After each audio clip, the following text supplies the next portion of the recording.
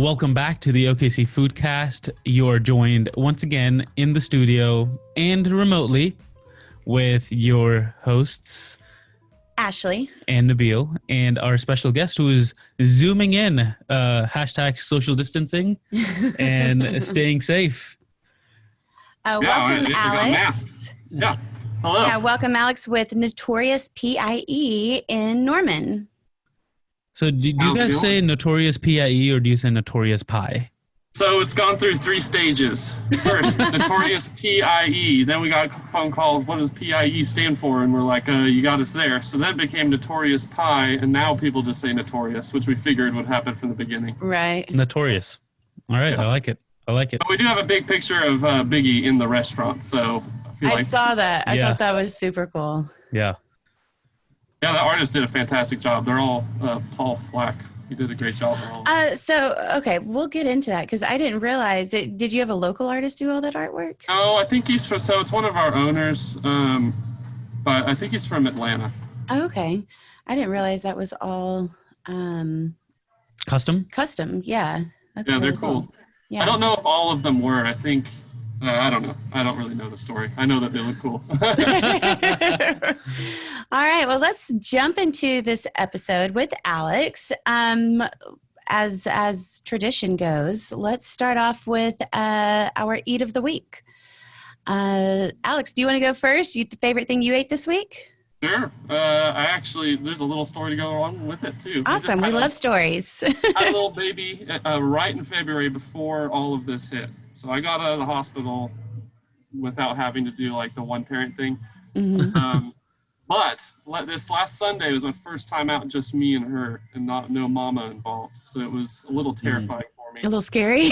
Yeah, it was very scary. But we made it. It was fine. Fed her right before we left and then made it quick. But baby survived. Exactly. So I love roast beef sandwiches. I saw... I was out at Charleston's. They have a very expensive roast beef sandwich, but it's really good if you're willing to shell it out. But I love horseradish, love more than anything horseradish, like raw horseradish. So I always get that with a huge cup of horseradish, and I just slather it all over the thing. It's probably the best thing I've eaten this week. But. Nice. I love horseradish too. One of my favorite things is horseradish mustard. Yes. I love it. 2 great sauces combined. I can't say that I've ever tried that, but I might have to now. Yeah, it's kind of like a spicy mustard type thing. My favorite thing about horseradish is that I am okay with spicy foods, but spicy foods that linger forever kind of mess me up. And horseradish just comes and it goes really fast, like wasabi. Yeah. Doesn't mess with you too long. Oh, that sounds really delicious. I haven't had their roast beef sandwich. Yeah, me neither. I don't know this, but I think it's made from they do a prime rib for the weekends. So I'm guessing they just use the leftovers for their sandwich. But right. Now, I go to Charleston's pretty regularly. I work in Bricktown, so I go to the one in Bricktown, but their food is solid. Yeah. For sure. Especially their croissants. Yes. Butter. Yes. Butter is everything. Oh, I need some right now. All right. Nabil, what's your Eat of the Week? My Eat of the Week was samosas. Now, if someone doesn't know what a samosa is, it is a thin wrapper that is stuffed with minced chicken, spices, onions, jalapenos or serranos, depending on how hot you want them. And it's nicely bundled into this little triangle, which you traditionally would deep fry, but we've actually been air frying them lately. Oh, nice. So, and we figured out the best way to do it is you actually dip it in oil instead of like spraying it or brushing it. You just dip it in oil real quick, kind of shake it off, and then lay it on the air fryer and pop it on for 20 minutes. They come out fantastically crispy. Probably as good as deep frying, but a little healthier because they're air fried. Yeah, I'm gonna have to take your word on that. I don't know what deep fried stuff is. There's no match. There's no match.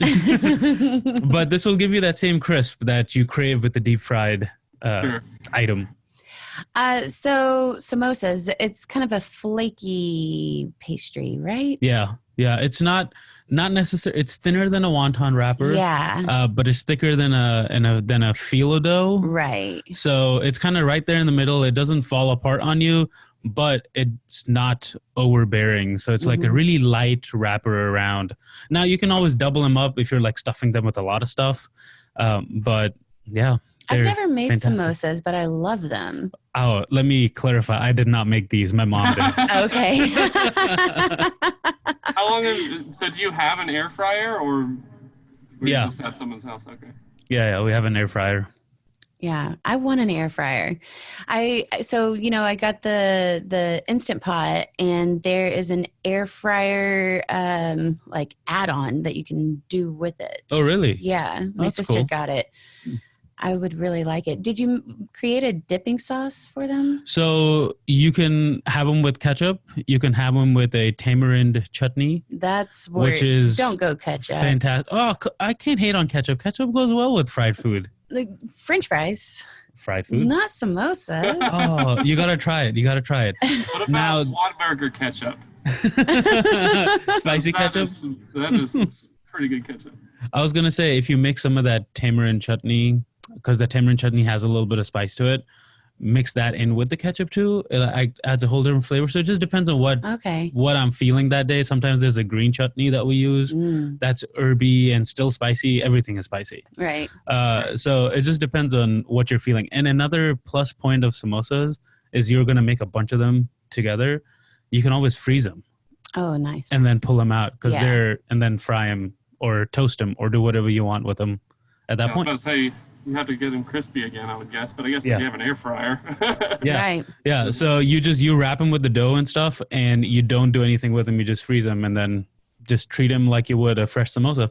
Nice. Yeah. That sounds delicious. There's a brand of chutney that I've always loved, and I always have to hunt around for it. It's called, I think it's Major Gray's. It's an English brand. And it's like a mango chutney. And it's really good. And it has hunks of like raisin. I think tamarind's in the chutney too. But anyway, really good chutney if you see it. I love mango chutneys, especially like a spicy mango chutney. Oh, yeah. Sweet and spicy. Get that balance. What was that chutney called again? Major Gray's. I'm pretty sure. Earl and Blackwell, I think, is the actual like brand. And then Major Gray's chutney is the name of the chutney. But, okay. All right. I'm going to look for this. Yeah, me too. My dad is an English guy, so he has all the hookups with English food brands. Nice. City's biscuits are to die for. That's awesome. Well, my eat of the week. So my best friend that I mention often on the podcast, Natalie, that lives in Houston, who is an incredible home chef and food photographer. She came to visit me this last weekend. And so I had just a little bit of time with her. They wanted something light because they were going to be driving straight back to Houston after brunch at my house, but something still hearty enough to last the car ride. So I went grocery shopping and found some beautiful ahi tuna at Sprouts. So from there, I decided to make a niçoise salad. It's a French salad that originated in Nice, and there's so many different versions of this salad. But for me, I grilled the tuna. And then for the bottom of the salad, I did a mixture of arugula and spinach. And then it's kind of like, I guess the American chop salad or chef salad that has like all the different things. So you kind of put it in different sections of the plate and it's all just one big platter. So it had fresh green beans that you just blanch and little potatoes. And I did the tri-colored ones, the yellow, red, and purple. Gotta look pretty. Yeah. And presentation is half the battle, yeah. Right. And then some thinly sliced radishes, some little cherry tomatoes, Kalamata olives, what else? Red onions, And then I got some onion micro sprouts and arugula micro sprouts, and then a few boiled eggs to put along the edges of it. And I've never made boiled eggs that has still a runny yolk. And that's what I was going for. Like a soft medium boiled. Yeah. That's what I was going for, but I still overdid them. They were pretty much done, and I thought I cooked them less time than I normally would. I usually don't time things, but hard-boiled eggs, if you want that perfect... You have to time it. Medium boil or a soft boil. There's no other way to do it. No, you can't just look at it and know it's done. Yeah. Every cook or chef I've ever worked with, that's their least favorite thing to cook in the kitchen is eggs. Yeah. So you forget about them for 30 seconds on a busy line, and and they're gone. Yeah. And so I was hoping to have them a little runny, but they weren't. And then I made the dressing that was composed of red wine vinegar, some Dijon mustard, capers, and the anchovy paste. I guess we should have talked about that before. And lemon juice. And then you kind of muddle that up together, and then some fresh parsley and top it. And it was beautiful and so, so, so delicious. That sounds pretty good. Yeah, it had all the things. This is a heck of a salad. Yeah, it was. You said you wanted to keep this light? Well, because it's a salad, like you can have just one little potato, and it was filling but light and bright. And it could be as light as you wanted. Exactly. Yeah. All right. It was beautiful though. I loved it, and then I also paired it with a pear and goat cheese tostini or baguette, and topped it with some walnuts, fresh cracked pepper, and a drizzle of honey. You told me about this crostini, and I was like, that sounds awesome. Again, we're back to bread. That sounds amazing. Yeah. So I feel like I did it. I created this salad that I just want over and over again now. Nice. It's a lot of little elements to prepare. Yeah, it was a lot of elements for sure, but so good. Yeah, you need a hell of a prep cook on that one. Right? 50 vegetables, please. That's what your friends are there for. But like, if you want to eat the salad, exactly. You have to do all these things. Nice. All right. Well, let's chat about you, Alex. Give us a brief background about you. Sure.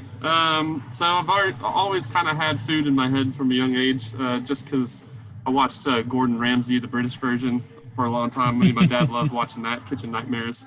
And then Alton Brown I followed for forever, so there's a little bit of that growing up. But I actually came to Norman for a math degree. And during that degree, I was just working a part-time job at Cheddar's. It's a chain restaurant. Mm-hmm. So I got a lot of good skills from there, just working quickly. Obviously, those are high-volume restaurants, so it gets crazy in that kitchen and on the floor. Mm. So you learn to move fast, and you learn how to deal with a bunch of things at once in your head.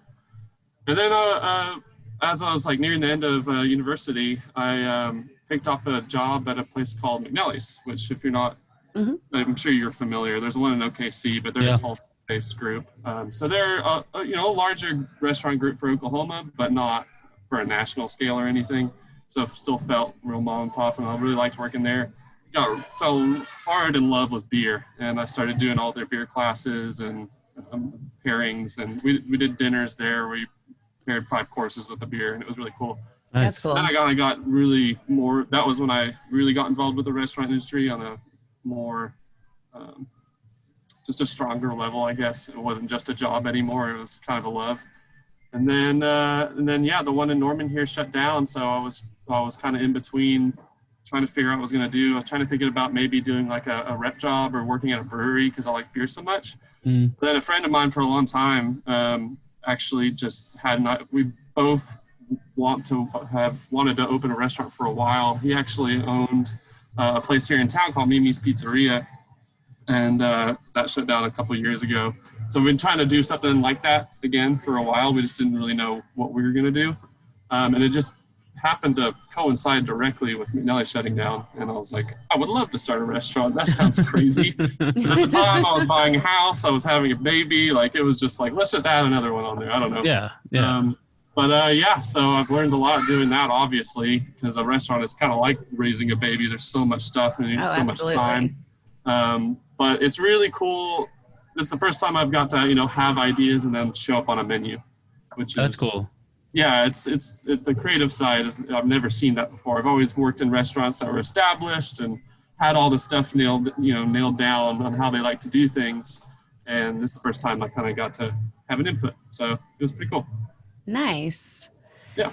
Yeah. I had gone to that McNally's in Norman a couple of times. I was sad when it shut down. Me too. I really like that job. It's a cool place. Yeah. I haven't, because Norman is too far from me usually. Yeah. Wait, do you live in Edmond?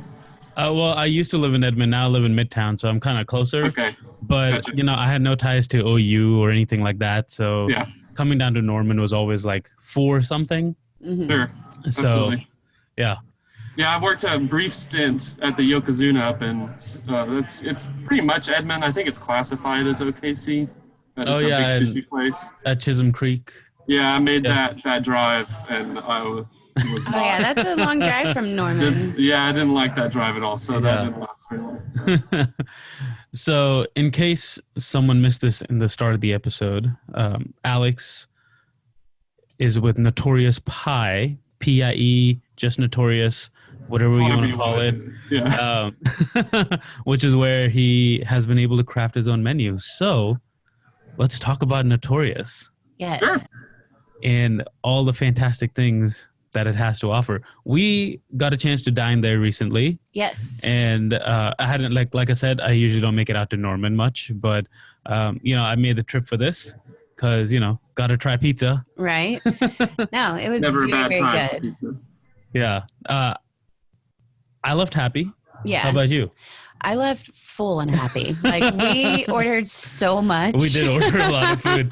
Like, we do this. We want to try everything. And so we ordered a lot, but it was really, really good. Yeah. And I guess we'll get into all the different things that we ordered. Yeah. But first, tell us I know you said that you hooked up with your friend who owned a pizzeria before. But what was the inspiration for Notorious, the way that it is, and what makes it so special? Sure. So the first things first, it's definitely a big collaboration of a lot of people who've worked in the restaurant industry for many years. So, like, by no means is Notorious my brainchild. It is definitely like everyone throws in ideas. We try them. Some of them are not so good, and some of them work. And the ones that stick. So I guess there obviously is a little bit of a musical inspiration. Everyone who works here, a friend who I opened it with was actually in a band in the late 90s and toured around. And then one of our owners is in a local band here in OKC. So there's a musical thing to the store. We play music on the TVs instead of just having, Ninja Warrior or whatever restaurants have now. It wasn't even sports for the last couple of months. So it's been kind of right. But we have live music videos playing on the TV, which is pretty cool. I don't know of a lot of places that do that. So yeah, there's a little bit of musicality to it, and just riffing off of each other's ideas. Obviously, there's a love of pizza. My friend calls it the incredible edible plate because you can pretty much put whatever you want on some bread, and it's going to taste great. Right. That is true. So the possibilities are endless there. And then, and like I said, there was a store before that he owned that obviously put up a lot of time and love in. If you've ever owned a store by yourself before, which I have not, it's an incredible amount of work. And obviously, if you don't love it, it won't succeed. Right. So there's a little bit of love there that he still wanted to put in here. But that being said, this is Notorious P.I.E. This isn't his old place. It's a new thing. But we do take some of some inspiration from it. So yeah, and then on top of that, we all agreed from the get-go, the number one thing with restaurants, people make food at home now more than they ever did. People order off of Grubhub and all that kind of stuff, or get Blue Apron, or there's lots of different ways you can learn to cook now. Mm-hmm. And first and foremost, when you go out, you want to be treated, you want to be comfortable, you want to have a good time, you want to be hospitable, all that stuff. And we've never disagreed on that. Like, that's number one. People who keep the lights on here, pay our bills, are our guests, and they're always number one, and you have to see it that way. And if you're not, you can't be on the same team as us. Right. So I guess we have a lot of different inspirations, but, guest is number one has always been, from the first sit down, the most important thing. Nice. And then obviously you got to have good food. For sure. Yeah, that's what makes the guests come back, right? Absolutely. There's a lot of competition on that front. Yeah. I think both of us would 100% agree that everyone that we interacted with at the restaurant was super nice, very helpful, very attentive, which was really nice. Yeah, absolutely. Good to hear, because I wasn't there. So we sat at the bar, and the bartender, we didn't ask him his name. That's Miles. Then he loves coming up with cocktails, and we definitely push that. A lot of bartenders, it's just a job, but if you get someone actually interested in the art of it, you really got to garner that and let them know, hey, anytime you want to try something out, just write down all the ingredients so I can price it. Other than that, go crazy. Right. No, it was delicious. Yeah, because while you were ordering, you were like, I don't really like sweet. And he's like, all right, I can cut this back. I can do this. And he kind of catered that cocktail to you, which was nice. Yeah. That's awesome. Yeah, I'm glad to hear that. Yeah, it's a lot like cooking, cocktail making. I mean, it's just you have your bases, and then you've got your spices, which are your liqueurs and, shrubs or what have you. But yeah, for sure. Well, let's talk about the menu. Sure. So when Nabil, Serena, and I went, we got 2 appetizers. We did the Notorious Bruschetta and the Hummus Duo, and both of them were awesome. Like, really, really great. I think if I had to pick between the 2, probably the bruschetta was my favorite. What do you think, Nabil? I would probably lean towards that because I just have a soft spot for bruschetta. I love making that at home and experimenting with different ingredients and ways to make it. But yeah, that bruschetta was really good. I really liked the pesto, the addition of the pesto and the bruschetta, and the red onion and fennel, which gave it a nice crunch apart from the bread. Right. Yeah, I was going to ask, it wasn't too weird, because I know a lot of people, bruschetta is pretty strict. I mean, I don't think bruschetta is strict. I think bruschetta gives you room to play around with flavors and put marinated tomatoes and garlic on a toasted baguette. Like, I think you can go with a lot of flavors. I think it's for me, at least, it's a playground, but I know some people like, bruschetta is tomatoes, basil, and olive oil. Yeah. And that is it. Right. Yeah. That's what I was kind of worried about. But yeah, obviously, that's one of my favorite appetizers, actually. I love fennel, I love anything licorice, but yeah. I loved it. And the garlic marinated in the orange vinaigrette, like, that was on point. That I was like, ooh, that sounds interesting. So that was really good. And the hummus was fantastic too. I think the roasted jalapeno hummus, that was pretty good. It had a little bit of a spice to it, but it was not overpowering. Not overpowering at all. It was really good. Yeah. I actually didn't read the menu when it was suggested, let's do the hummus duo. And so I see a green hummus and an orange hummus, and I thought, oh, it's probably a carrot hummus and a pesto hummus. And I took a big old bite of the jalapeno hummus. Was like, oh, that's not pesto. Yeah, jalapenos are one of those things, like, you'll get a case in one week and they'll taste like green bell peppers. Yeah. And then you'll get in a case in the next week and they're like habaneros. Like, you just feel like you can never tell. I do feel like peppers are funny that way. You never know what you're going to get. It's kind of always a mystery and surprise. I'm spicy today, I'm not tomorrow. Yeah, for sure. We didn't try any of the greens, any of the salads on your menu. What would you say is probably a favorite salad? So the house favorite's probably the Caesar, but I'm going to have to speak up for the not so basic, because I could eat my weight in goat cheese. Like, I just me too. I love goat cheese. There's oh man. And it's got arugula. Arugula is one of my favorites. Yeah. There's a place in OKC, R&J's Lounge. They have a lamb burger, and they will totally put goat cheese on that instead of regular cheese, and it is amazing. Ooh. Yeah. Oh, that sounds good. Yeah, my love of goat cheese knows no bounds. So I'm gonna have to say the not so basic, and I'm definitely like a tart, tangy flavor when it comes to dressings. Me too. So it's got that orange vinaigrette that we marinate the bruschetta in.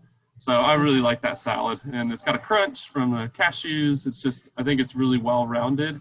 But the Caesar dressing is definitely the biggest hit because it's got banana peppers blended into it. So some people are kind of confused because they expect big banana pepper chunks on top, but it's actually it's in the Caesar dressing. I like that spin. Yeah. Whenever I make Caesar dressings at home, I like triple the lemon juice in it because like I said, I like the tangy stuff. Yeah, I do too. But when you add the banana pepper juice, it substitutes that big tang, Yeah. Nabil wanted to also get it. So we got 2 pizzas and 2 appetizers, and there were 3 of us. And he wanted to also throw in a sandwich for us to all try. I got outvoted. I was like, should we try a sandwich as well? And that did not fly with the group. With the ladies. They were like, are you kidding me? We got 2 pizzas, 2 appetizers. So what was the sandwich you were wanting to try? Did you have one picked out? I had kind of looked at the chicken parmesan just because that's a delicious sandwich usually. Right. And I wanted to see how it was here. But yeah, I hadn't like put much thought into it. I just threw it out there. I was like, maybe they'll say yes and we can have a sandwich as well. But that didn't work. You were shot down.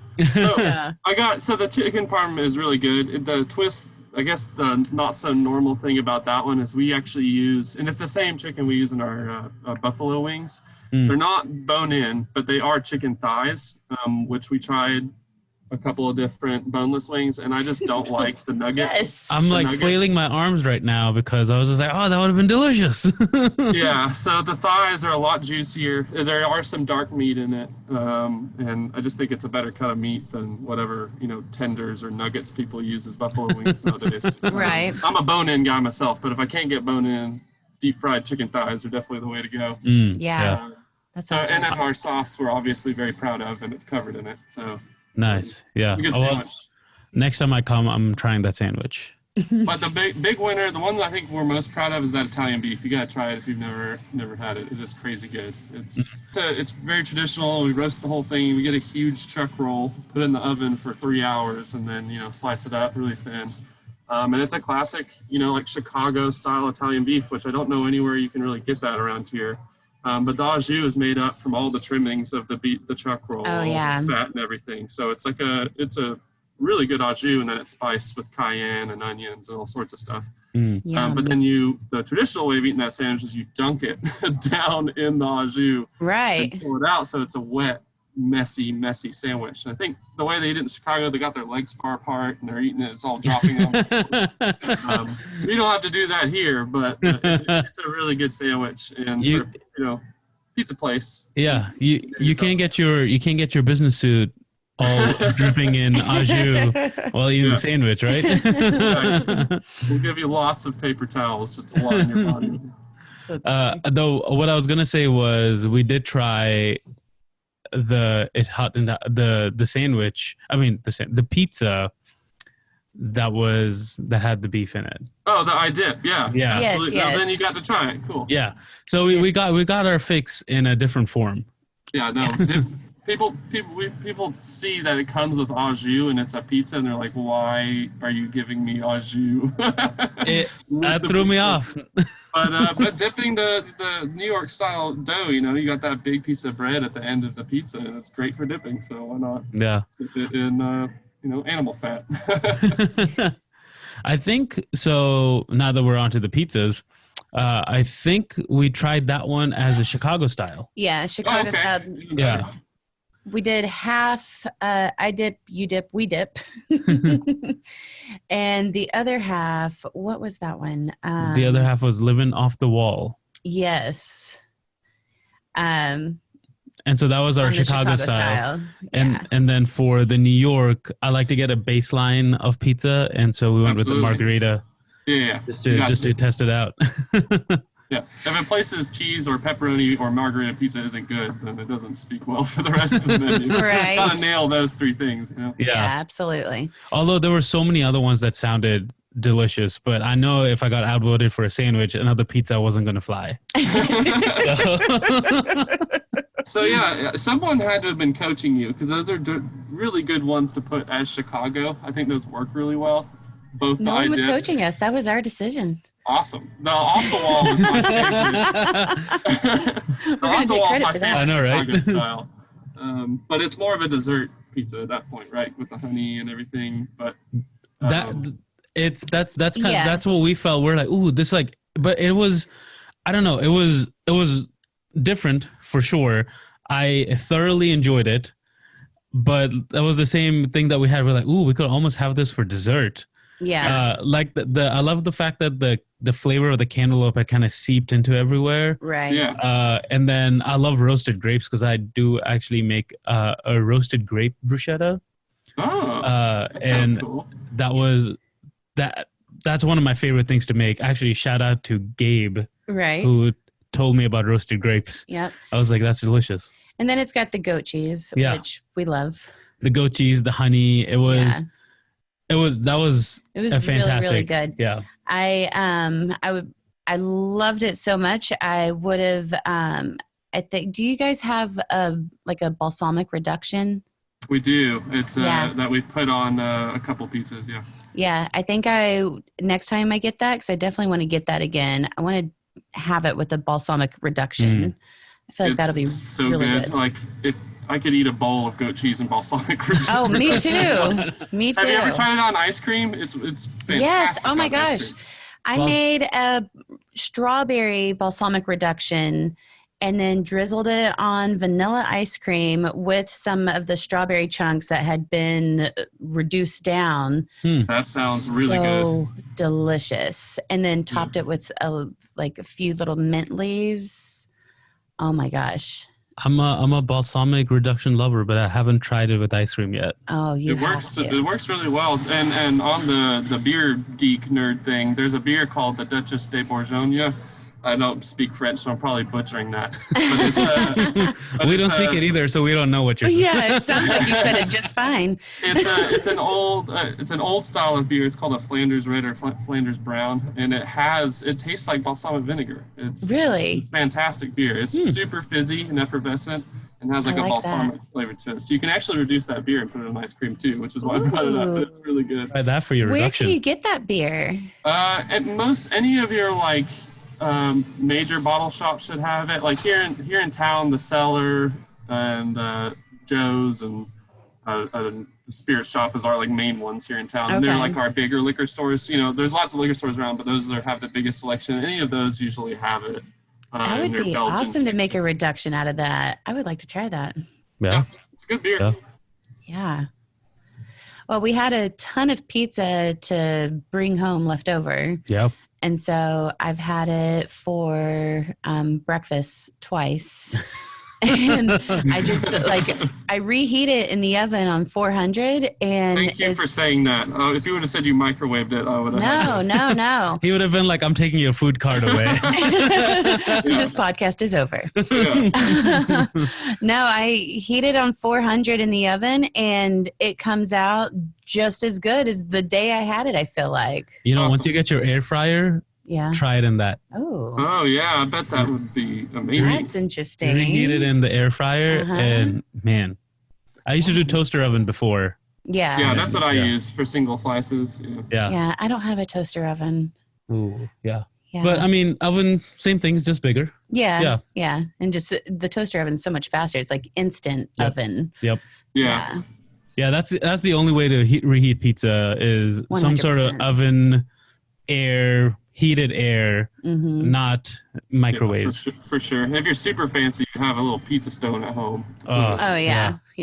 I've been my next life. I've been wanting to invest in one. I would like one of those outdoor pizza Oh, like the brick ovens? The brick ovens. Oh, yeah. Oh my gosh, that now, would be a talk dream. about fancy. Right? Yeah. Well, here we're like, let's just get a stone. And she's like, nah, I want the whole No. I oven. want the whole thing. Probably imported from Italy on a yacht. I have also have some friends who reheat their pizza in a pan. Okay. Like on the stove? On the stove, like a cast iron or just a thicker pan. Uh-huh. And that turns out well as well. I haven't tried it, but I will take their word for it because they're trusted sources. Okay. Why wouldn't it work? It's just, you're putting the heat on the bottom, I guess, Yeah. and stuff all around. I wonder what the cheese gets melty enough, though. Yeah, I don't know. Yeah.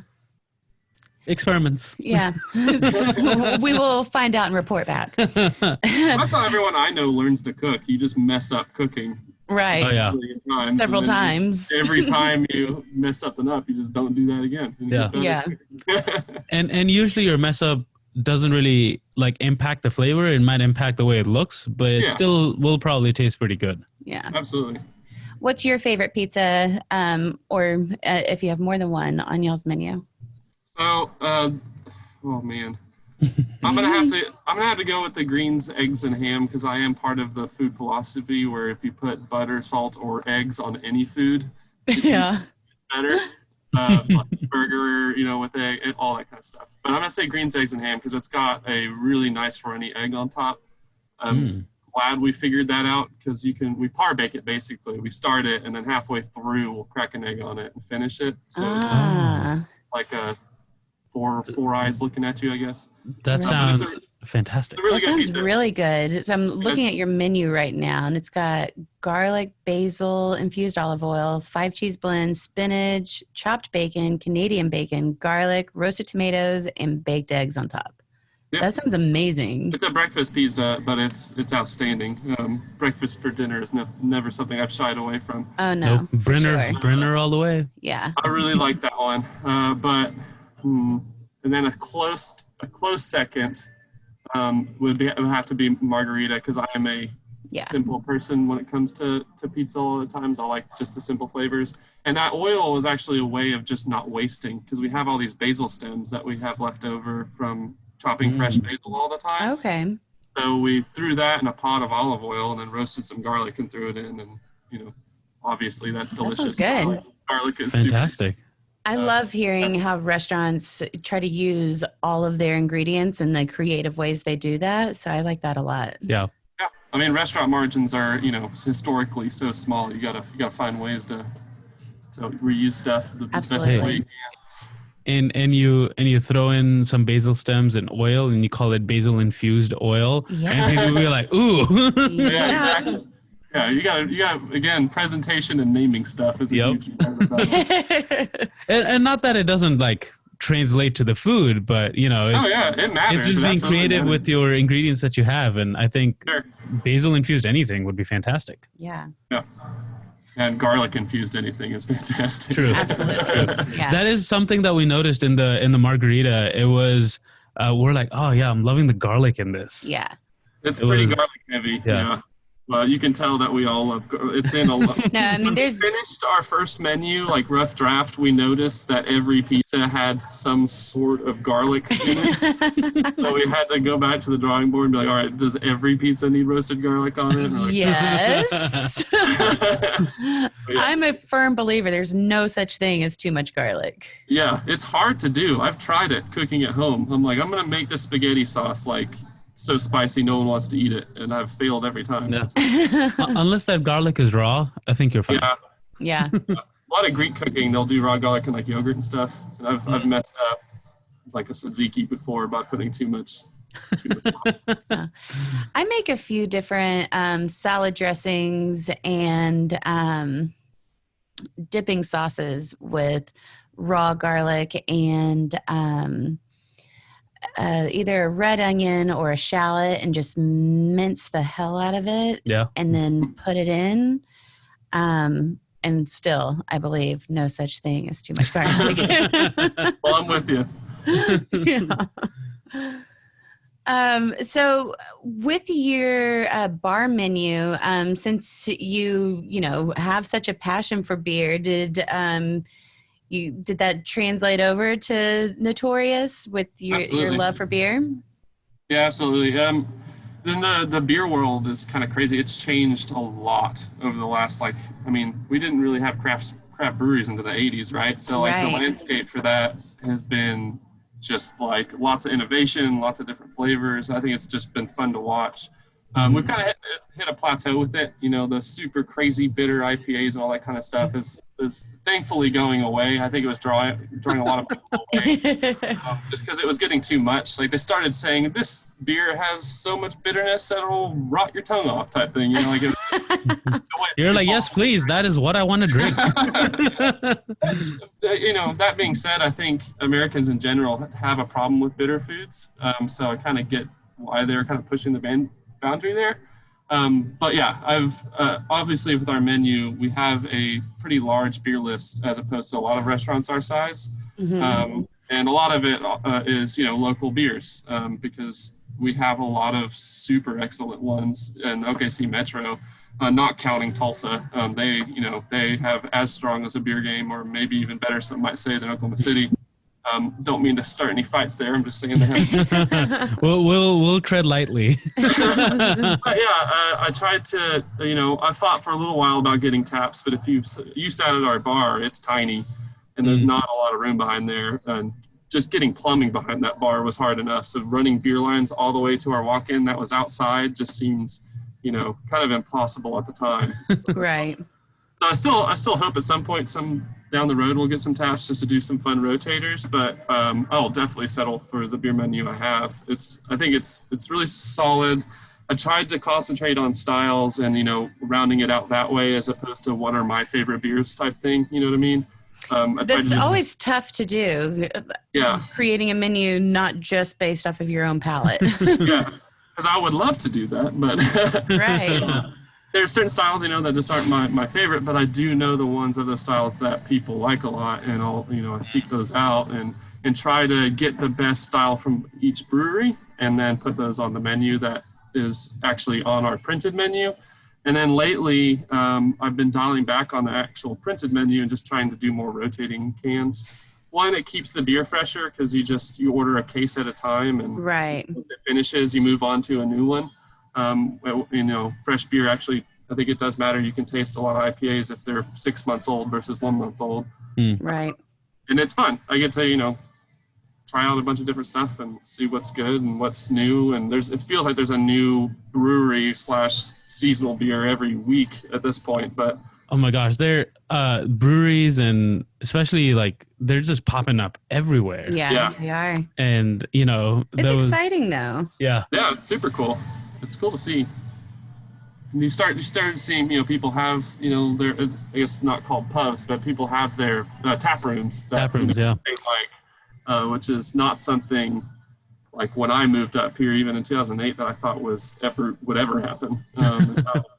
Norman's got 4, I think, right now. Oh, really? I'm a little bit behind the times because I don't work in a beer place anymore, but yeah. Right. I noticed you had the Bishop cider on your menu, and I used to be much more of a cider fan. I still like it from time to time, but the crackberry Bishop cider is so good. I tasted it for the first time at their tasting room in Dallas, and so good. And I haven't seen it at a lot of places in Oklahoma. Might have gotten lucky. So I did have a lot of good contacts still just from doing the beer stuff all the time. So I know a lot of those guys on a friendly, basis. So I might have gotten lucky on that one. Also, I was searching for a cider for a while. I like the Austin East ciders. I prefer a dry cider, but I know a lot of people like the sweeter one. So I was trying to find something that was kind of in between. And I think the crackberry. The crackberry is a great choice for an in-between because I don't like the super sweet ones. I prefer a drier cider. The crackberry one is so good. And their cans are hilarious. They have funny names and they say funny little taglines for each one. I was going to say, I was looking at the menu too, and the dark side just sounds fun. Yeah. I think the crackberry actually says contains crack, and then on the back it has an asterisk that says does not. Yeah, an asterisk of crack. Yeah, they definitely have a sense of humor. But the dark side is really good too. If you haven't had it, it's more of a tart, like sour beer type thing, but a cider, because it's got black currants, which are a tart fruit. I just like the play on the name, because absolutely. I'm picturing the can kind of looking something like Star Wars. It does. It does. Hey, look at and that. it says, "May the tart be with you." May the tart be with you. I'm looking at Bishop's website. That's funny. As it turns out, lots of brewers are kind of nerds, so I think there's a lot of a lot of them end up chemistry majors and stuff that got into beer making. Nice. I think that's super cool. And even though I didn't have a cocktail that was directly from your menu, what would you say is probably y'all's most popular cocktail? Most popular, for sure, the pineapple frosé. Yeah. And I think most popular in its simplicity, which a lot of the times I think, people who make cocktails go overboard with all the different liqueurs and shrubs and stuff that they put in. It's kind of, like, I get why they do it, because it's a cool way to, break new ground and have different flavors matching up. But sometimes, like, a fresh juice and then a good liquor, a good vodka or whatever, what have you, is fantastic. All you need. So just that keep one it simple. Yeah, exactly. Keep it simple, stupid is what we say. But yeah, the pineapple frosé sells like crazy, and it's literally that. It's fresh pineapple juice and a good vodka. But it also has this type of cherry that I wasn't super familiar with until we brought them in here. It's called Amarena cherries, and they're just like a super fancy maraschino, I guess. But they don't taste like plastic dipped in corn syrup. They actually have like a cherry. Are they the dark cherries that you guys have? Okay, he put one of those on, and I said to Serena, I wish I would have saved this for after the drink, because it was so delightful, that cherry, that it would have been a nice little dessert. Whereas I don't know if you're like me, whenever I get those maraschinos, I usually just take it off and toss it on a napkin or something. No, you don't toss this cherry away. Yeah, no, it's delicious. You save it. You savor it, yeah. And going back to presentation, it's got a little umbrella with it. When's the last time you went to a restaurant and got an umbrella for the drink? I can't remember. It's a happy drink. Well, now we can't remember for multiple reasons, because we haven't been to a lot of restaurants recently. It feels like it's been a year. Yeah. Well, that's a good problem to have. All these restaurants. Well, I mean, since with that, what kind of precautions and pivoting have you done due to the COVID situation? Yeah, absolutely. So that's been, I've worked in restaurants, I guess, 10 years now, which is crazy to think about. But this is I don't know, like nothing compares. It's so strange, because the last thing you want as a restaurant where you're trying to make people happy is to hurt someone, you know what I mean? Like to get someone sick or worse. Like, it's just, that is the opposite of our business plan and model, you know what I mean? It's to make people happy, not life endangering. So first and foremost, after the quarantine we had, which was about a month here in Norman, was what is the safest way we can do this? Not only for our guests, but our staff, right? Like we don't have a huge staff, but the ones we have, like we see every day, we're, it's a little family at a lot of restaurants, and to get them sick would be terrible too. So from the get-go, we started off doing curbside, no dine-in and all that kind of stuff while the numbers are kind of high. And then we slowly figured out how to do inside dining, where, we basically just removed a bunch of tables from a restaurant. So that people were always 6 feet apart. And then we didn't allow people to wait in the lobby for tables. You had to go online and reserve a table if you wanted to get in. So that kept the pile up at the front, so that people weren't, it didn't even give them a chance to, so they had to stay outside of the restaurant in the car. So they were obviously distanced. And then masks for the staff was day one. Because as it turns out, that's how this thing has been affecting people, is through the air a lot of the times. So, you don't have people breathing everywhere, then the less the better. So those are the early adoptions, and this thing is constantly changing. As the CDC came out with stuff, we're basically all having manager meetings all the time. Like, okay, what's the news now? Like, what are we supposed to do?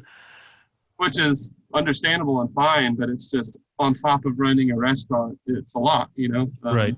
And when we're the first, like, a lot of, government agencies are asking us to be the front line of all of this stuff. It's like, okay, we'll do it, but we're not healthcare professionals, we don't, this isn't our forte, but tell us what to do and we'll do it. So it was a lot of just trying to keep up with stuff and be responsible and all that.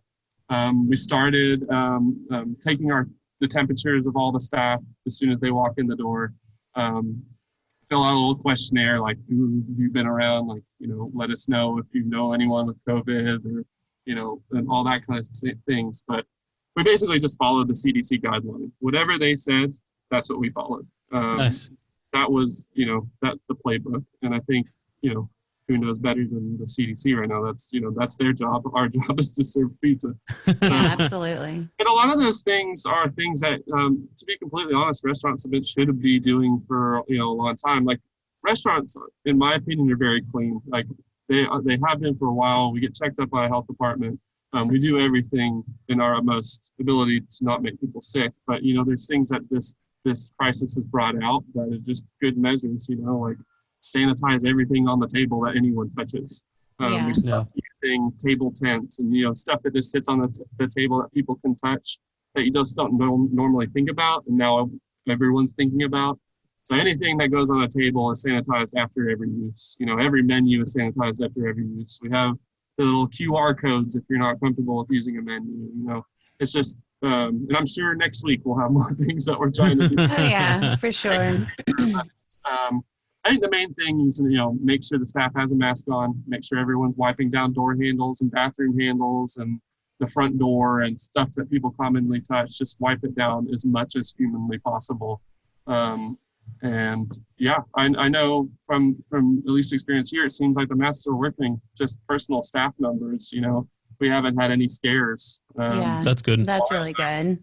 But we were strict about it, from the get-go. Like, if you have any symptoms, don't come into work ever. Right. Non-negotiable. Yeah, that's but good. Obviously on top of that, you just have to clean everything as much as possible because you never know. That's the problem with this virus. You don't know when people have it. It's sneaky. Yeah, It is sneaky. That's the biggest hurdle. Right. So it's scary, but we'll make it through. Restaurants. Yeah, we will. And I was going to say, like, you guys aren't very old. You just opened in September, just, a few months before. Yeah, our anniversary is coming up. Yeah. Yeah. So I imagine this has been, having a new restaurant already is difficult and a lot of work. Yeah, it was nuts. Because as much as the experience I've said that we have in the restaurant industry, none of us have had experience here. You know what I mean? Like, right. And now let's throw COVID on top of it. Yeah. So here's another hurdle that you got to get over. Yeah. Surprise. But I will say this: like, a lot of the times, the best things come out of situations like this. Like, the best, what do you call them? Like, coming up with new ideas and innovating. Being innovative in situations that you have to be innovative. Like this. Yeah. You don't know what you can do until you're forced to figure it out. You know what I mean? Absolutely. And this is a time that we're forced to figure it out. So I'm hopeful. The team we have is, like, really, especially since it's just one store, it's really easy to ride a ship that's small. Like, you can turn direction real quick. Whereas if you have 10 of them, it's kind of hard to move a restaurant, a group that size. But there's only one of us, so any idea that we have, we throw it at the wall, see if it sticks. If it doesn't stick, move on, try something else. Yeah. And I will say, when we visited, people were wiping down, everyone was spaced while they were sitting on the table, which is why we sat at the bar. And everyone was wearing masks, and you guys were doing all you could. Yeah, everything was spotless as well. Yeah, sure. I will say Norman nights have been great. Like, I don't know, other places have, but we haven't been yelled at or, like. That's good. You know what I mean? You hear stories about people being mean about the situation. No, I totally know what you mean. I own a business in Oklahoma City, and we have encountered some people upset. Yeah, I know a lot of people in this industry, and I've heard stories, but thankfully we've had nothing but gracious guests. Like, they're just happy that we're open and serving food. Yeah. Which is great to hear. And I think Norman all around has done a really admirable job at being I want to say like first adapters to different protocols and things that need to be put in place. I think Norman's done an excellent job. And making those tough decisions. Yeah, making those tough decisions and making them early on. Yeah, I think it's one of those things time will definitely tell, based on which towns adopted which things. Like, hopefully we don't get another shutdown in other places in the state, because places will not survive that. But no, hopefully not. Yeah, but we'll see. We'll see how the reaction to it has helped or hindered. Yeah. All right, so enough doom and gloom. Yes, please. but that was something important that we have to talk about, because for sure. It's happening. So yeah, it is part of our lives, whether you like it or not. Yep. So just to end things off with Notorious, do you guys offer different specials or seasonal items? And how do we try some of these random creations that you're working on? Yeah, sure. Great questions. Yeah, so I will say pre-COVID, it felt like every week or every 2 weeks we had new specials and stuff, because like I said, we're new. Part of this is just trying stuff out and seeing how people react to it. And whatever we thought was a great menu before we opened, we don't know until people try it and let us know, So in the beginning, we were making changes constantly. People don't like this. It seems like they like it this way, so let's do it this way. And then, coming up, I think, within the first couple of months, we added a calzone to the menu. We were doing pasta with meatballs. We were doing that chicken Parmesan sandwich is a special that we did. We started doing Punch This Wednesdays, where all of our punches are $5, which we haven't really talked about. But we do New Orleans style punches that are in a punch bowl, and they're cool and they're strong. Cool. So we do specials on that on Wednesdays. Now, though, post-COVID, I got to admit, it's slowed down, because a lot of right now what you're trying to do, or what we're trying to do, is manage costs and just try not to waste anything. Makes sense. It's kind of rough out there right now. But so the amount of specials we do and have slowed down, because we just want to make sure the things on our menu that we're doing right and every time, and not trying to go too crazy with that. But I will say this, the Chicago style deep dish happened after COVID. Like it was an idea that we had before COVID happened, but we didn't get it out there in time. So coming back, we did a new menu. You can do any of our pizzas, 3 styles, which is not something that we had from the get-go. Well, from the get-go, cool. It was just New York pizza. And then with this new menu, you can do any of our specialty pizzas, gluten-free, which we call Garden City, which is a fantastic gluten-free crust. I'm not a gluten-free aficionado at all, but I've tried it, and sometimes I actually just prefer it because it's smaller and it's lighter. And then the Chicago deep dish is, you can get any of our pizzas deep dish style. So those are all things that we didn't have from the beginning and have added, since then. So we've got ideas coming down the pipeline, but we'll see how the next couple months go. Hopefully we've got students coming back here as of now. I think freshmen. Yeah, that is happening now. They spread it out over 3 weeks as opposed to 3 days on a weekend. So they're slowly trickling in, which hopefully should be good for business. I don't really know the status of online classes and all that kind of stuff. And I mean, college kids don't cook, right? So right, and I was going to say also, really bad at cooking, you might say. Yeah. Speaking of college kids, you also have the ballin' on a budget. Absolutely. That's the last thing I was going to mention. We started that after COVID too. It was a happy hour special, but it's an 18-inch pizza, which if you can't visualize, it's a huge pizza. Yeah. And we do cheese and pepperoni all the time. It's not a happy hour special anymore. It's just all the time. $12 for cheese and $14 for pepperoni. Nice. So you could definitely feed a family on a budget. On a budget, which falling on a budget. Falling on a budget, which is really important right now. Like a lot of people are hurting during this crisis, and a $12 huge pizza is I thought that was excellent. I liked that a lot. Yeah. And you mentioned that your Chicago style was a new addition to the menu. Yes.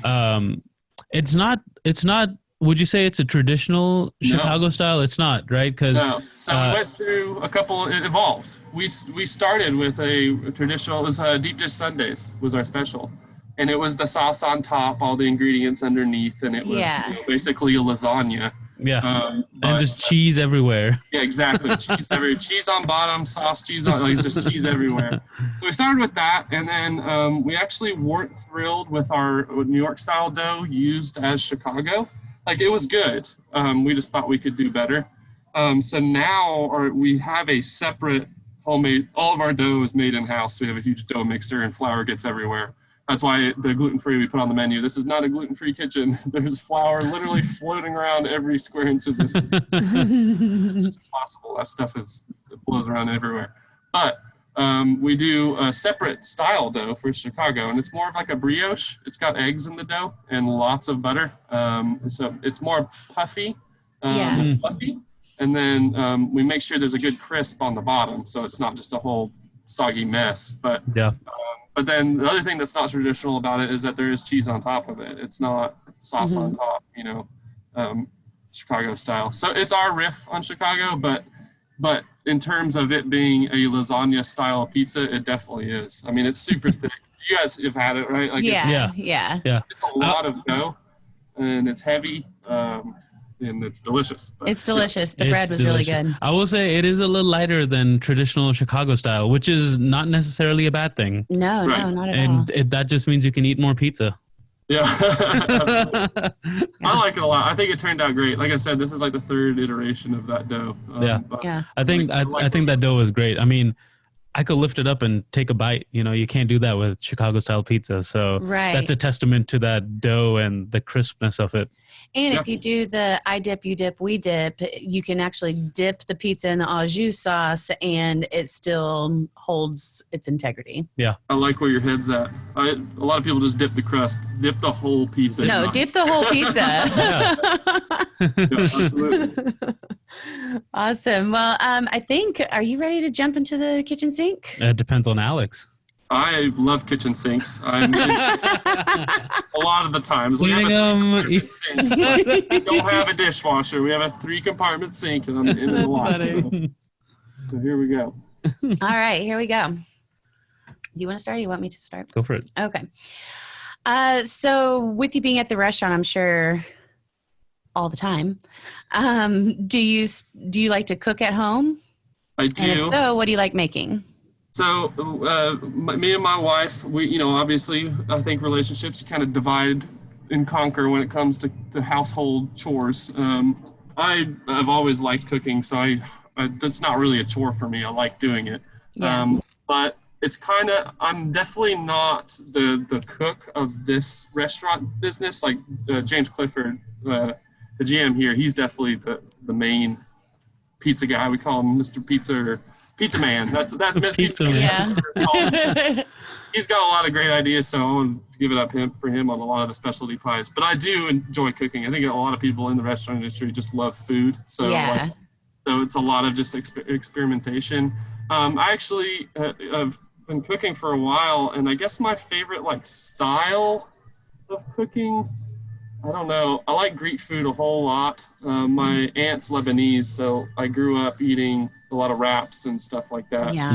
My mom has made me dolmas, which, if you don't know, are little tiny grape leaves that are stuffed with lamb and rice and are so good. So good. But so I've always I come from a family that loved cooking too. My dad was actually born in Hong Kong, and so he grew up cooking a lot of Asian dishes. So I like that a whole lot. But what do I cook? I guess what I cooked recently was we're trying to get our little daughter to eat 100 different foods by year 1. So we did. That's a fun task. Just no specific reason, just to try a bunch of stuff out. Yeah. Most of it, to be honest. I did breakfast for dinner, so I made eggs Benedict for the first time. I guess that's the thing. When I cook, I usually try to do something I haven't done before. Yeah, and mess it I up, do that a lot. Figure out how to do it better. But we do have some staples that we rotate. We do stir fry a lot of time to use up any of our vegetables from the week that we're just trying to cook if they go bad. I like cooking steaks a whole lot, and I actually use Alton Brown's method of the reverse sear, which I've found to be flawless. You cook it in the oven to like 130, and then just sear it really quick on both sides. Oh. It's a perfect rare. How long do you cook it in the oven? So I actually have a fancy oven where you can put a meat thermometer in it. And I recommend using it this way. Put a meat thermometer in it, and as soon as it says 130 for the center of the steak, you take it out, you put olive oil on both sides, and then it's just a minute per side on the stove after that. I found it's a perfect rare all the way through, and then that sear on the outside. But again, I stole that from Alton Brown. He has that show Good Eats. Oh, yeah. He had revamped Good Eats, where he did all of his old stuff, but he corrects himself during the episode, like how he actually got it wrong back then. I don't know. It's a fun show. I saw that. Saw from that. And he also has a new one, Quarantine Kitchen or something like that. Yeah. Those are fun. I mean, I love his style. He's so like quirky and just making fun of everything and very sarcastic, and it's just like unique. Yeah. He comes out like a director a lot of the times, as opposed to like a restaurant chef, which I appreciate because it's fun to watch. But, yeah. So sorry, that was long-winded for what do I cook. No, that's a good answer. I like it. Yeah. So you said, you experiment at the restaurant a lot as well. So what's one of the craziest pizzas that you've created? So the craziest and also worst has to be, we were trying to do a dessert pizza, and we put, Nestle Crunch bars. Yes. Put that and peanut butter and marshmallow on one, thinking it would be amazing. And it just burnt to a crisp immediately. Like it didn't. I guess the sugar and everything just doesn't work well at 600 degrees on a brick oven. So that didn't turn out. It was definitely crazy, but it wasn't good. That's funny. I don't know. And then apart from that, we used to have shrimp on the menu, which I really liked. It just wasn't popular enough to keep on there, like freshness wise. It just wasn't moving. But a crazy one we did was a pesto, goat cheese, arugula, shrimp, and roasted red pepper, which I thought was good. But the cool thing about shrimp is you can put it on raw on the pizza, and then it cooks to a perfect, shrimp tenderness just in the time that the pizza takes. Yeah. So that was neat. I don't think I've ever had shrimp on a pizza before. Have you? I hadn't either. I don't think I have. It works. No. But shrimp cooks so fast and so well. It's easy. Yeah. And it'll take on whatever flavor you throw at it. Exactly. It's like chicken. You can just, whatever sauce you have is the key. But I guess definitely that Nestle Crunch one was the weirdest. What would you say is your favorite snack food? I've been having a snack food crisis, to be honest, during this quarantine. A lot of snack foods I used to enjoy, I'm starting to not enjoy anymore. I don't know, maybe it started because I'm getting older, and I don't know, maybe the Doritos and the Cheetos aren't doing it for me anymore. But I have to say the one that like really has always been a favorite of mine is French onion dip. I just love that stuff. Oh yeah. Ruffles French onion dip. I can probably go through a whole jar of that by myself in one sitting. Easy to do. Yeah, for sure. And Zapp's potato chips, surprisingly good. They are. I haven't had Zapp's. Really? Yeah. I don't eat a lot of chips. Try them out. But if I do eat chips, I like just the traditional nacho cheese Doritos in French onion dip. Oh, I'll have to try that. Yeah, I don't buy chips ever, but you're speaking to me right now. Every now and then, Doritos and French onion dip. Interesting. Yeah, a friend of mine would eat that all the time in high school, and now it's like one of those things that just every once in a while I'll be craving that. You gotta try it. That's the only time I buy chips. Interesting. Or unless I'm doing salsa and tortilla. Yeah, salsa and guacamole are hard to beat. Yeah. We actually tried a salsa garden this year for the first time, and it's going okay. Nice. We've gotten a few tomatoes, but yeah, we'll figure it out. All right, cool. Nice. So jumping from your snack food, what's your comfort meal? So back to roast beef. Growing up, we actually did a Sunday roast, not every Sunday, but a lot of Sundays. So for me, nothing can beat roast beef Yorkshire puds, which a lot of people don't know what those are, but I'll explain it if you need me to. Yeah. And then mashed potatoes and gravy, of course. You catch the drippings from the roast beef. You make an amazing brown gravy out of it. And then some type of green. We usually ended up with Brussels sprouts because they're awesome, which a lot of people don't know how to cook. And I think they cook them incorrectly and then don't like them. But a well-cooked Brussels sprout is delicious. It's amazing. So yeah, that's my comfort, like winter food, you know, hide in a hole and just eat that and roast beef sandwiches for the rest of the week. Yeah. Nice. So apart from that, English cooking is pretty boring. I'll take that, but I love that. So 2 things. Tell us about the correct way to cook Brussels sprouts, and what was Yorkshire put? So Brussels sprouts, if you boil them, I have never had a good boiled Brussels sprout. That's the wrong way. Yeah. That's when people hate That's Brussels incorrect. sprouts. And a lot of vegetables are actually like that. Like you can have good boiled vegetables, but a lot of vegetables, like roasting them in the oven, is far superior in my mind for a lot of different vegetables. But I like doing the bacon balsamic reduction round with Brussels sprouts. I think balsamic. The bitter. Yep. Yeah. I think call the this bitterness. episode the balsamic episode. Yeah, absolutely. I'm okay with that for sure. But yeah, the bitterness from the Brussels sprout, then you have the sweetness from the glaze, and then bacon obviously is good on everything. So good. So that's the correct way. And then Yorkshire puds is like a weird. So obviously it's from Yorkshire, the area of England, but it's a weird like pastry, I guess. I think the ingredients are really simple. I think it's just eggs, and my mom always made them, so I'm terrible. I should know what's in them. But it's just flour, eggs, water, and milk, I think. Like it's your simple, pastry that you make. But you put them in a muffin tin, and you overfill it. So what happens is the bottom stays like muffin size, but then the top billows out into like a big puffy head to it. It looks like a broccoli kind of.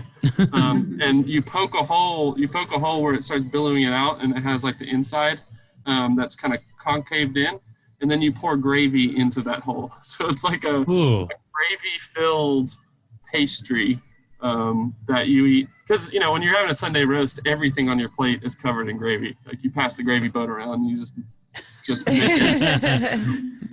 But yeah, that's what a Yorkshire pud is. They're nice. Really they're really simple. They're not like fancy at all. Like I said, English food is very boring, but it's delicious. I'm showing Nabil a picture. I Googled it. Dude, that looks delicious. It does look delicious. It's kind of like, I don't know, like a roll with brown gravy. Yeah, but a buttery, crispy roll with yes. gravy. Oh, hell yes. This looks amazing. This is like a really big one filled with meat and potatoes. Yes. Now you see. That's why it's my comfort food. It's I can see that. Oh, I can see that. Oh, yeah. And then you put gravy on top of that? Oh, look at, Oh, I want to make that. It's like it's like a little pot pie. Yeah. Yeah, it actually is. Without, you could add whatever you want inside, I guess. But the I don't need the top of the pot pie. I just the good stuff's inside. Yeah. No, I want to make that this fall. That is a perfect comfort food. That's cool. Good Yeah, answer, Alex. Thank you. I'll thank my parents for cooking. Okay, let I was them actually know. the worst. Appreciates it. I was the worst child. My parents would cook awesome stuff for me for dinner, and I would be like, I'm eating cereal, I'm not eating this. I was a really bad kid when it came to that. I think all of us are guilty of that. Yeah. All right, maybe not Ashley because she's too good, but my dad was a farmer and hunted for all of our meat, and so we had to eat what he grew or hunted. Right. So I never got the option. Like, you didn't have the cereal option? No, no. It was like you eat this or you don't eat. Well, yeah, I'll have to say this. Sorry, already ate cereal. Yeah. Oh, that's funny. All right. Next question. What are your favorite spots to get food to go? To go food. Right now, I've probably been hitting up Thai Delight here in Norman a lot. Obviously, all these are going to be shout out to Norman restaurants. Oh, yeah, of course. Thai Delight is one of my favorite Thai restaurants. Yeah, it is phenomenal. I also want to shout out. I have been to Norman for that. I don't know if it's open right now. I'd be really sad if it's closed. I drove by and I did see a sign on the door, and there weren't a lot of cars, so I'm hoping that I'm wrong. But Magic Noodle is a recent place here in Norman. Oh, we've talked about Magic Noodle several times. Oh, I hope they didn't close because they also opened a second location off of 23rd Street. On Classen. Yeah. That place is phenomenal. I didn't get a chance to try them, but Ashley raved about them, and I went like everything looked twice fantastic. oh my gosh.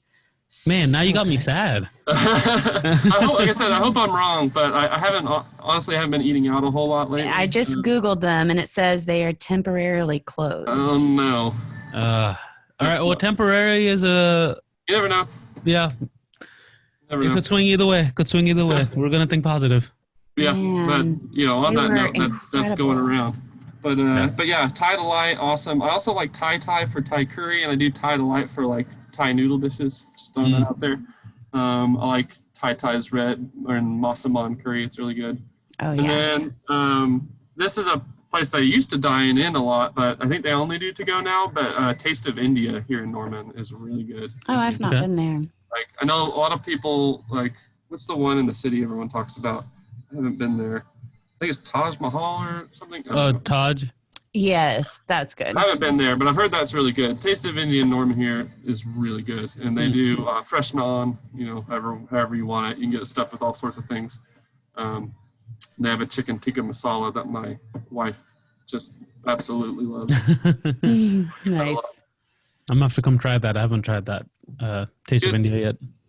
Yeah, it's a mom and pop place. It's the guy and his wife they're the only ones I ever see in there, so they work every shift. But Yeah.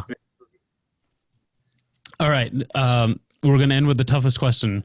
yes, What is your favorite restaurant in Norman, Oklahoma City, the metro area, and what's your favorite thing to order there? oh, that is really hard. There's so many good choices. Like I said, competition on restaurants. Like I feel like in Oklahoma City and Norman, they're just a lot of good ones open up all the time. Oh, okay. So I've been thinking about this. The one I go to most often, which doesn't always have to coincide with my favorite. It's just like a good standby. I go to Mama Vecca here in Norman a lot, and they have the reason why I go there is it's not your average Tex-Mex place. They have a Peruvian menu, and on that Peruvian menu they have chaufas, and I had no idea what chaufas were before. I don't know what they are now.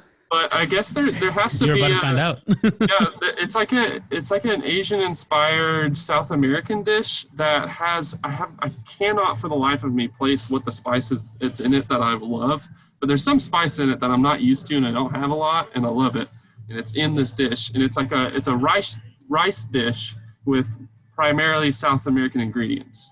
Okay. So it's kind of like a stir fry, but then the ingredients in it aren't your normal, Asian fare. So Okay. that What's the name of this restaurant again? Mama Vecca's, and I don't know a lot of people who go there, to be honest, or talk about it. But Yeah, I I've really, never heard of it. I really Gonna like try. it. It's next to the Lowe's. Okay. Yeah, the Lowe's in Norman, next to the highway. I like it a lot.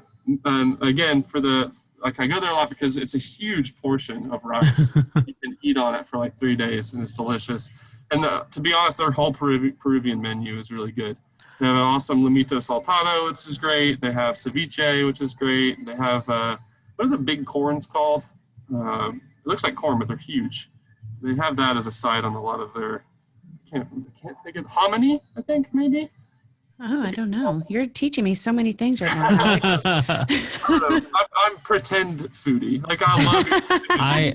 I'm still thinking about the Peruvian fried rice because it took me back to my college days where we used to get fried rice from this Peruvian place, and it was the best fried rice that I got. I usually don't get fried rice, It's incredible. but that would be something that I would get. So I'm like very interested in the. You should Peruvian try fried it. rice. It is really good. And then, yeah, I guess the other one I would say is Taste of India. That's the one we go to those two places more than I care to admit. I love curries.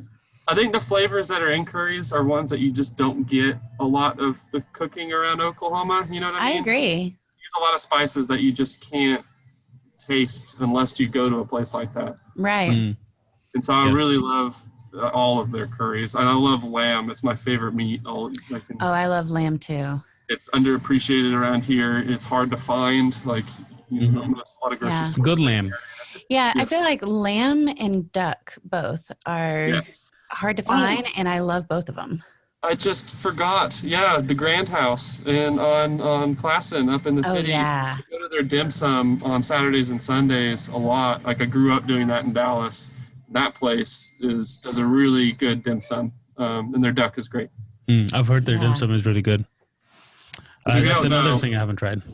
Yeah, if you don't know, dim sum is my favorite way to eat because it's like family style on steroids. Yeah, yeah, tapas. Yeah, they just walk around with these big steam carts, and you just look at it and you're like, "I want that, please." And like, Yeah, there you go. Yep. And it's like three pieces of food. It's very small portions. And Yeah. you just pop one in your mouth, and then you look out for more trays that you want. Yep. So it's a really fun way of eating that Yeah, I do not a enjoy lot of that. places do. But yeah, should have said that. I love that place a lot. Yeah. There's a lot of good dim sum options actually in OKC, but that's the one I go to the most, I guess. Nice. All right. Well, that's awesome. I'm starving right now. I know, Yeah, me too. me too. Talking about food does that. Right? That's our situation after every podcast recording. Yeah. We're like, oh, I'm so hungry. Yeah. 'Cause we usually record in the evenings before we have dinner and just do nothing but talk about delicious food. So my stomach's definitely growling. I love it. Well, thank you so much, Alex, for coming on today. And did we miss anything about Notorious? Anything else you want our listeners to hear? Yeah, we got the deals. The Punch This Wednesday is starting to. I know people are still kind of worried about going back to restaurants, but I will say that at least here in Norman, it has been that crazy. So if you want like a good cocktail deal, they're $5 for that whole time, and they're intricate, cool punches.